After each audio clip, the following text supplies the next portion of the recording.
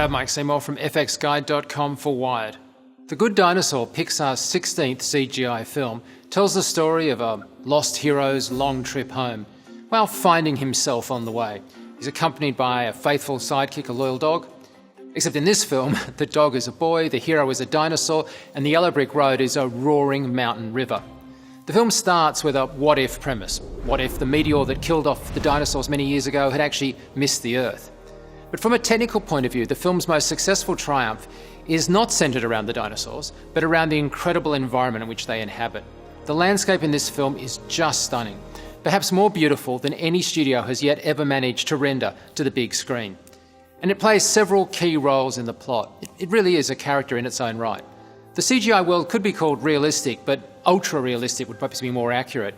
And this is in stark contrast to the characters themselves, such as Arlo and Spot, who are, well, very stylised, and neither could be described as realistic. Yet, of course, they worked perfectly, carrying the emotional sort of weight of the storytelling of the film. The world is actually built on accurate data from the US Geological Survey, but it's the wonderful virtual cinematography by DOP Sharon Callahan, herself a landscape artist, that really brings this world to life.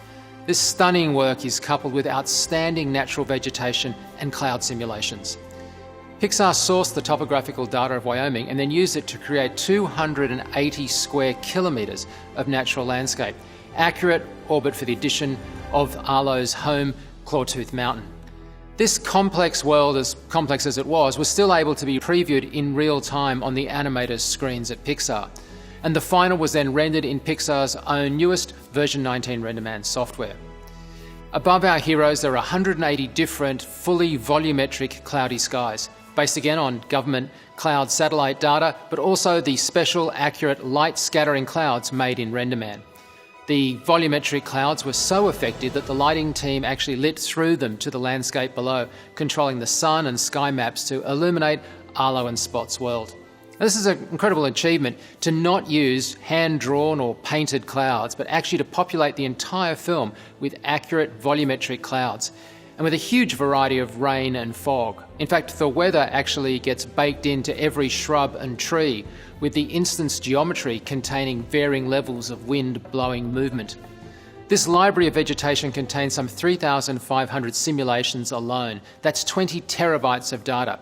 An animator simply got to pick the amount of wind they wanted when adding any vegetation to any new part of the landscape. But there was even more data in the over 900 effect shots in The Good Dinosaur, twice as many as any other previous Pixar film.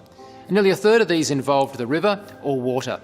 The river was made from Houdini's Flip water solver, but as those water simulations are just so expensive, the river was assembled much like a Lego set, broken down into smaller, reusable pieces.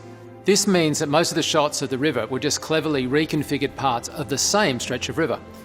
But those modular elements were made quite separately from the foam and whitewater spray, which was actually separately simulated at a 1 centimetre scale across the entire distance, sometimes a quarter of a mile in some shots.